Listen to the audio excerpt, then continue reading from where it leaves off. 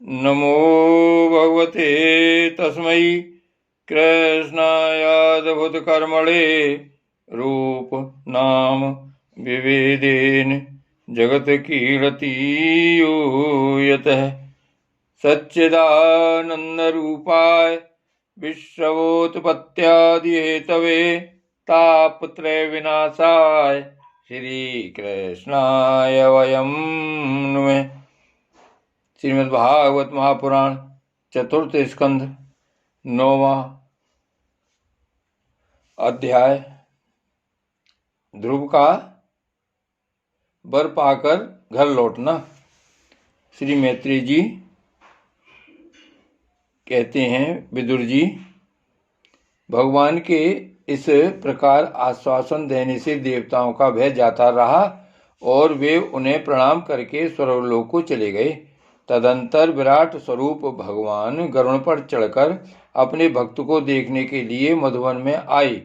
उस समय ध्रुव जी तीव्र योग अभ्यास से एकाग्र हुई बुद्धि के द्वारा भगवान की बिजली के समान दैदीप्यमान जिस मूर्ति का अपने हृदय कमल में ध्यान कर रहे थे वह सहसा विलीन हो गई।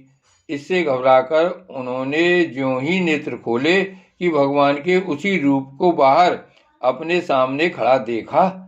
प्रभु का दर्शन पाकर बालक ध्रुव को बड़ा कौतूहल हुआ। वे प्रेम में अधीर हो गए। उन्होंने पृथ्वी पर दंड के समान लौट कर उन्हें प्रणाम किया। फिर वे इस प्रकार प्रेम भरी दृष्टि से उनकी ओर देखने लगे मानो नेत्रों से उन्हें पी जाएंगे, मुख से चूम लेंगे और भुजाओं में कस लेंगे। वे हाथ जोड़े प्रभु के सामने खड़े थे और उनकी स्तुति करना चाहते थे, परंतु किस प्रकार करें यह नहीं जानते थे। सर्वांतर्यामी हरि उनके मन की बात जान गए। उन्होंने कृपा पूर्वक अपने वेदमय शंख को उनके गाल से छुआ दिया। ध्रुव जी भविष्य में अविचल पद प्राप्त करने वाले थे। इस समय शंख का स्पर्श होते ही उन्हें वेदमयी दिव्यवाणी प्राप्त हो गई और जीव तथा ब्रह्म के स्वरूप का भी निश्चय हो गया। वे अत्यंत भक्तिभाव से धैर्य पूर्वक विश्व विख्यात कीर्तिमान श्री हरि की स्तुति करने लगे। ध्रुव जी ने कहा, प्रभु आप सर्वशक्ति संपन्न हैं। आप ही मेरे अंतःकरण में प्रवेश कर अपने तेज से मेरी इस सोई हुई वाणी को सजीव करते हैं तथा हाथ, पैर, कान और त्वचा आदि अन्य इंद्रियों एवं प्राणों को भी चेतना देते हैं। मैं आप अंतर्यामी भगवान को प्रणाम करता हूँ। भगवान आप एक ही हैं, परंतु अपनी अनंत गुणमयी माया शक्ति से इस महदादि संपूर्ण प्रपंच को रचकर अंतर्यामी रूप से उसमें प्रवेश कर जाते हैं और फिर इसके इंद्रियातीत असत गुणों में उनके अधिष्ठात्र देवताओं के रूप में स्थित होकर अनेक रूप भासते हैं। ठीक वैसे ही जैसे तरह तरह की लकड़ियों में प्रकट हुई आग अपनी उपाधियों के अनुसार भिन्न भिन्न रूपों में भासती है। नाथ, सृष्टि के आरंभ में ब्रह्मा जी ने भी आपकी शरण लेकर आपके दिए हुए ज्ञान के प्रभाव से ही इस जगत को सोकर उठे हुए पुरुष के समान देखा था।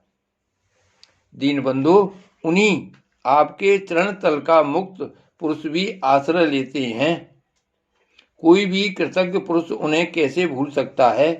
प्रभु, इन सब तुल्य शरीरों के द्वारा भोगा जाने वाला इंद्रिय और विषयों के संसर्ग से उत्पन्न सुख तो मनुष्यों को नरक में भी मिल सकता है। जो लोग इस विषय सुख के लिए लालायित रहते हैं और जो जन्म मरण के बंधन से छुड़ा देने वाले कल्प तरु स्वरूप आपकी उपासना भगवत प्राप्ति के सिवा किसी अन्य उद्देश्य से करते हैं, उनकी बुद्धि अवश्य ही आपकी माया के द्वारा ठगी गई है। नाथ, आपके चरण कमलों का ध्यान करने से और आपके भक्तों के पवित्र चरित्र सुनने से प्राणियों को जो आनंद प्राप्त होता है वह निजानंद स्वरूप ब्रह्म में भी नहीं मिल सकता। फिर जिन्हें काल की तलवार काटे डालती है उन स्वर्गीय विमानों से गिरने वाले पुरुषों को तो वह सुख मिल ही कैसे सकता है। अनंत परमात्मन, मुझे तो आप उन विशुद्ध हृदय महात्मा भक्तों का संग दीजिए जिनका आप में अविच्छिन्न भक्ति भाव है। उनके संग में मैं आपके गुणों और लीलाओं की कथा सुधा को पी पी कर उन्मत्त हो जाऊंगा और सहज ही इस अनेक प्रकार के दुखों से पूर्ण भयंकर संसार सागर के उस पार पहुंच जाऊंगा। कमल नाभ प्रभु, जिनका चित्त आपके चरण कमल की सुगंध में लुभाया हुआ है, उन महानुभावों का जो लोग संग करते हैं, वे अपने इस अत्यंत प्रिय शरीर और उसके संबंधी पुत्र मित्र गृह और स्त्री आदि की सुध भी नहीं करते। अजन्मा परमेश्वर, मैं तो पशु वृक्ष पर्वत पक्षी सरीसृप सर्पादि रेंगने वाले जंतु देवता दैत्य और मनुष्य आदि से परिपूर्ण तथा महदादि अनेकों कारणों से संपादित आपके इस सदात्मक स्थूल विश्व रूप को ही जानता हूँ। इससे परे जो आपका परम स्वरूप है, जिसमें वाणी की गति नहीं है, उसका मुझे पता नहीं है। भगवान, कल्प का अंत होने पर योग निद्रा में स्थित जो परम पुरुष इस संपूर्ण विश्व को अपने उदर में लीन करके शेष जी के साथ उन्हीं की गोद में शयन करते हैं तथा जिनके नाभि समुद्र से प्रकट हुए सर्वलोक में सुवर्ण वर्ण कमल से परम तेजोमय ब्रह्मा जी उत्पन्न हुए, वे भगवान आप ही हैं। मैं आपको प्रणाम करता हूँ। प्रभु, आप अपनी अखंड चिन्मयी दृष्टि से बुद्धि की सभी अवस्थाओं के साक्षी हैं तथा नित्य मुक्त शुद्ध सत्व में सर्वज्ञ परमात्म स्वरूप निर्विकार आदि पुरुष षडेश्वर संपन्न एवं तीनों गुणों के अधीश्वर हैं। आप जीव से सर्वथा भिन्न हैं तथा संसार की स्थिति के लिए यज्ञाधिष्ठाता विष्णु रूप से विराजमान हैं। आपसे ही विद्या अविद्या आदि विरुद्ध गतियों वाली अनेकों शक्तियां धारावाहिक रूप से निरंतर प्रकट होती रहती हैं। आप जगत के कारण अखंड अनादि अनंत आनंद में निर्विकार ब्रह्म स्वरूप हैं। मैं आपकी शरण हूँ। भगवान, आप परमानंद मूर्ति हैं। जो लोग ऐसा समझकर निष्काम भाव से आपका निरंतर भजन करते हैं, उनके लिए राज्य आदि भोगों की अपेक्षा आपके चरण कमलों की प्राप्ति ही भजन का सच्चा फल है।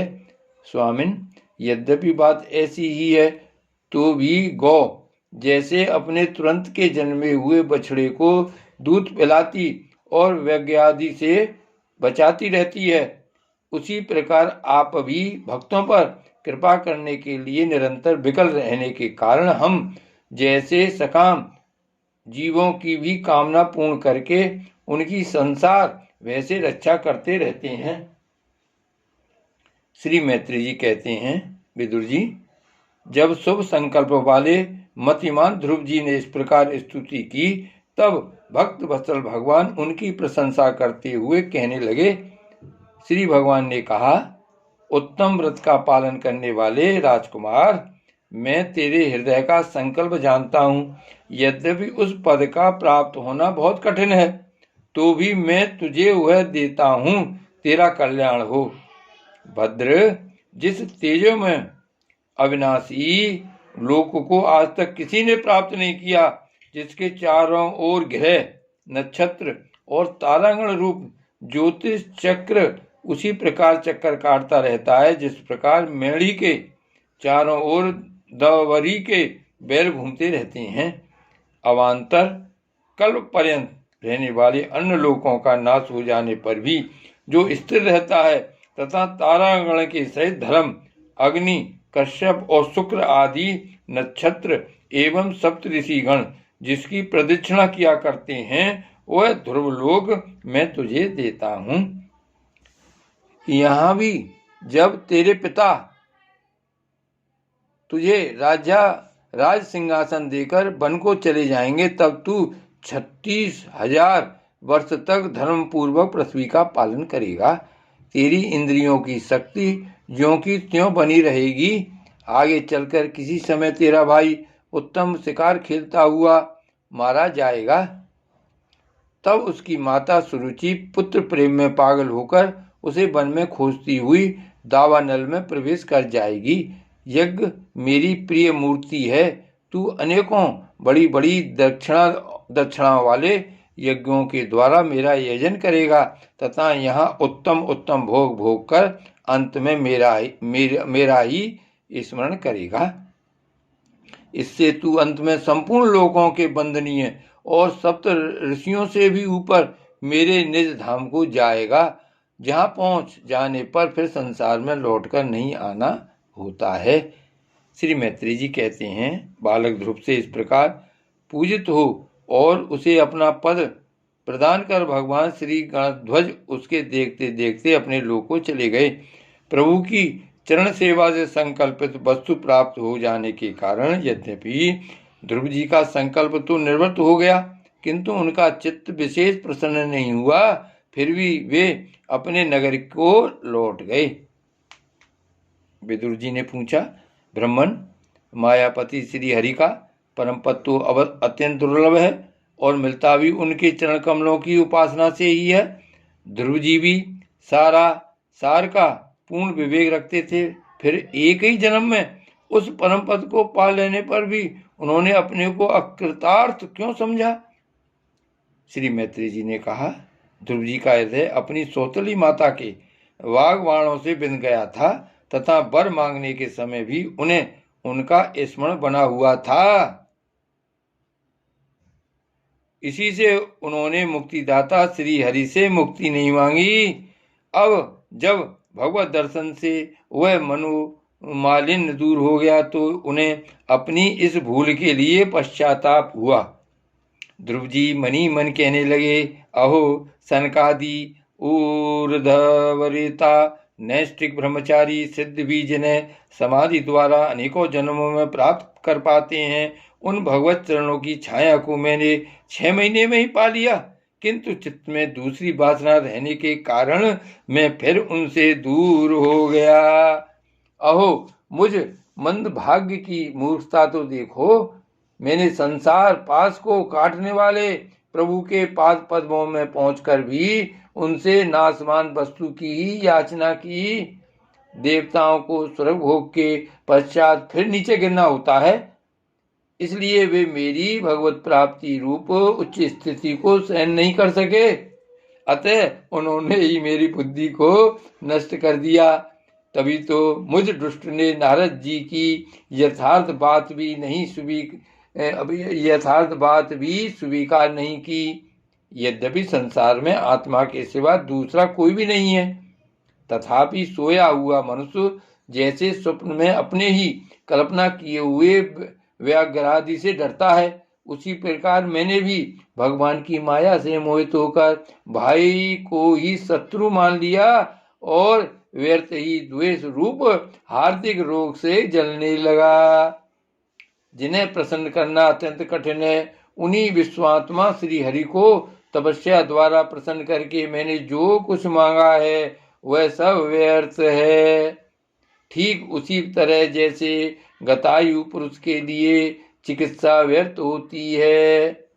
ओह मैं बड़ा भाग्यहीन हूँ। संसार बंधन का नाश करने वाले प्रभु से मैंने संसार ही मांगा।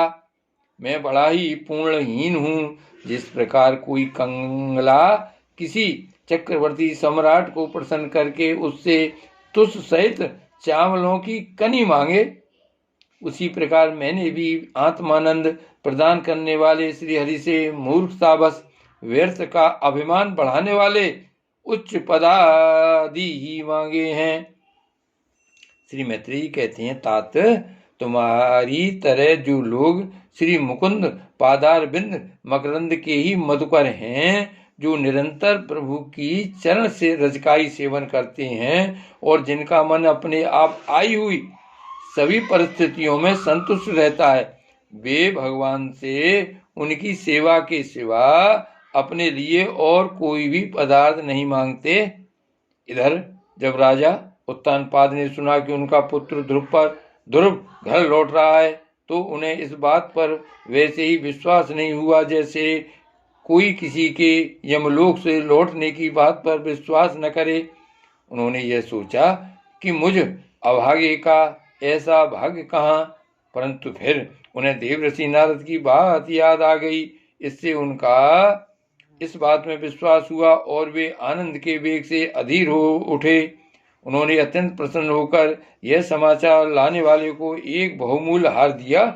राजा उत्तानपाद ने पुत्र का मुख देखने के लिए उत्सुक होकर बहुत से ब्राह्मण, कुल के बड़े बूढ़े, मंत्री और बंधुजनों को साथ लिया तथा एक बढ़िया घोड़ों वाले सुवर्ण जड़ित रथ पर सवार होकर वे झटपट नगर के बाहर आए। उनके आगे आगे वेद ध्वनि होती जाती थी तथा शंख, दुदुम्बी एवं बंसी आदि अनेकों मांगलिक बाजे बजते जाते थे।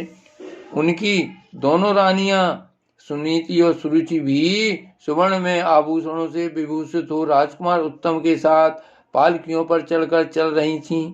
ध्रुव जी उपवन के पास आ पहुंचे। उन्हें देखते ही महाराज उत्तानपाद तुरंत रथ से उतर पड़े। पुत्र को देखने के लिए वे बहुत दिनों से उत्कंठित हो रहे थे। उन्होंने झटपट आगे बढ़कर प्रेमातुर हो लंबी लंबी सांसें लेते हुए ध्रुव को भुजाओं में भर लिया। अब ये पहले के ध्रुव नहीं थे। प्रभु के परम पुनीत पाद पद्मों का स्पर्श होने से इनके समस्त पाप बंधन कट गए थे। राजा उत्तानपाद की एक बहुत बड़ी कामना पूर्ण हो गई। उन्होंने बार बार पुत्र का सिर सूंघा और आनंद तथा प्रेम के कारण निकलने वाले ठंडे ठंडे आंसुओं से उन्हें नहला दिया। तदंतर सज्जनों में अग्रगण ध्रुव जी ने पिता के चरणों में प्रणाम किया और उनसे आशीर्वाद पाकर कुशल प्रश्नादि से सम्मानित हो दोनों माताओं को प्रणाम किया। छोटी माता सुरुचि ने अपने चरणों पर झुके हुए बालक ध्रुव को उठाकर हृदय से लगा लिया और अश्रु गदगद वाणी से चिरंजीवी रहो ऐसा आशीर्वाद दिया। जिस प्रकार जल स्वयं ही नीचे की ओर बहने लगता है, उसी प्रकार मैत्री आदि गुणों के कारण जिस पर श्री भगवान प्रसन्न हो जाते हैं, उसके आगे सभी जीव झुक जाते हैं।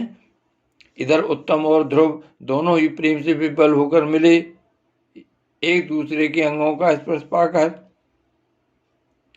उन दोनों के ही शरीर में रोमांच हो आया तथा नेत्रों से बार बार आंसुओं की धारा बहने लगी। ध्रुव की माता सुनीति अपने प्राणों से भी प्यारे पुत्र को गले लगाकर सारा संताप भूल गई। उसके सुकुमार अंगों के स्पर्श से उसे बड़ा ही आनंद प्राप्त हुआ। वीरवर विदुर जी, वीर माता सुनीति के स्तन उसके नेत्रों से झरते हुए मंगल में आनंद आंसुओं से भीग गए और उनसे बार बार दूध बहने लगा। उस समय प्रवासी लोग उनकी प्रशंसा करते हुए कहने लगे, महारानी जी, आपका लाल बहुत दिनों से खोया हुआ था, सौभाग्यवश अब वह लौट आया। यह हम सबका दुख दूर करने वाला है। बहुत दिनों तक भूमंडल की रक्षा करेगा। आपने अवश्य ही शरणागत भयभंजन श्री हरि की उपासना की है। उनका निरंतर ध्यान करने वाले धीर पुरुष परम दुर्जय मृत्यु को भी जीत लेते हैं। विदुर जी, इस प्रकार जब सभी लोग ध्रुव के प्रति अपना लाड़ प्यार प्रकट कर रहे थे, उसी समय उन्हें भाई उत्तम के सहित हथनी पर चढ़ाकर महाराज उत्तानपाद ने बड़े हर्ष के साथ राजधानी में प्रवेश किया। उस समय सभी लोग उनके भाग्य की बड़ी बड़ाई कर रहे थे। नगर में जहां तहां मगर के आकार के सुंदर दरवाजे बनाए गए थे, तथा फल फूलों के गुच्छों के सहित केले के खंभे और सुपारी के पौधे सजाए गए थे। द्वार द्वार पर दीपक के सहित जल के कलश रखे हुए थे, जो आम के पत्तों, वस्त्रों, पुष्पमालाओं तथा मोती की लड़ियों से सुसज्जित थे। जिन अनेकों परकोटों, फाटकों और महलों से नगरी सुशोभित थी, उन सबको सुवर्ण की सामग्रियों से सजाया गया था तथा उनके कंगूरे विमानों के शिखरों के समान चमक रहे थे। नगर के चौक, गलियों, अटारियों और सड़कों को झाड़ बुहार कर उन पर चंदन का छिड़काव किया गया था और जहां तहां खील, चावल, पुष्प, फल, जौ एवं अन्य मांगलिक उपहार सामग्रियां सजी रखी थी। ध्रुवजी राजमार्ग में जा रहे थे। उस समय जहां तहां नगर की शीलवती सुंदरियां उन्हें देखने को एकत्रित हो रही थीं। उन्होंने बात्सल भाव से अनेकों शुभाशीर्वाद देते हुए उन पर सफेद सरसों, अक्षत, दही, जल, दूर्वा, पुष्प और फलों की वर्षा की। इस प्रकार उनके मनोहर गीत सुनते हुए ध्रुवजी ने अपने पिता के महल में प्रवेश किया। वह श्रेष्ठ भवन महामूल्य मणियों की लड़ियों से सुसज्जित था। उसमें अपने पिताजी के लाड़ प्यार का सुख भोगते हुए वे उसी प्रकार आनंद पूर्वक रहने लगे जैसे स्वर्ग में देवता लोग रहते हैं। वहां दूध के फैन के समान सफेद और कोमल सैयाएं, हाथी दांत के पलंग, सुनहरी कामदार पर्दे, बहुमूल्य आसन और बहुत सा सोने का सामान था।